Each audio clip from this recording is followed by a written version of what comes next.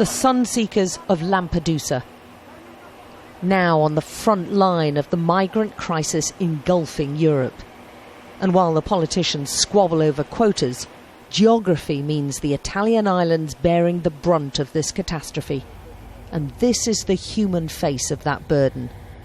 Dr. Pietro Bartolo has treated more migrants than anyone else in the world. He personally has examined 250,000 in 2 decades. These here, they all have scabies. Some cases are quite serious, but nothing too bad. We also have some pregnant women, and one who is having contractions, so we're going to have to take her for a scan to check everything.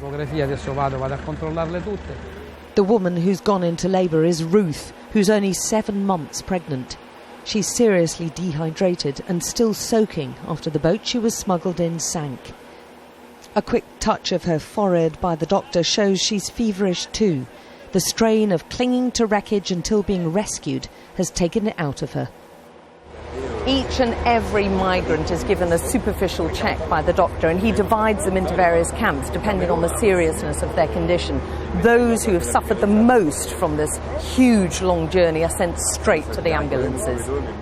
Despite the dangers of crossing war zones and high seas, these are the survivors, and they all have incredible tales of endurance.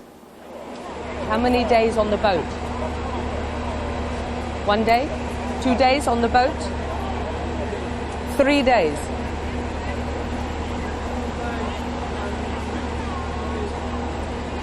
When was the last time you drank? When did you drink? You haven't had anything? No food? No food, and no idea about the political fight over who should take him. Right now, these people are just grateful to be alive. Even the water, it make me. I got sick in a boat. I was not feeling well. When I see the rescue team, I begin to feel well a little bit, because I feel that actually it's not my time to die. Dr. Bartolo is a one-man force of good, often working unpaid, and he's mostly dealing with migrants now. Not all of them alive. He also has to examine those who don't survive the sea. As Britain scales back to virtually zero its contribution to the EU humanitarian effort, his workload is almost certain to increase. The doctor spends his every day like this, rushing from home to dock to hospital, his every waking moment devoted to saving migrant lives. What is the local reaction to this huge influx of people into Lampedusa? The Lampedusa people are a great people, always ready to welcome, always ready to help. His main concern now is Ruth, the pregnant woman in premature labour. The doctor says she's having breathing problems, probably through stress, but her contractions have stopped.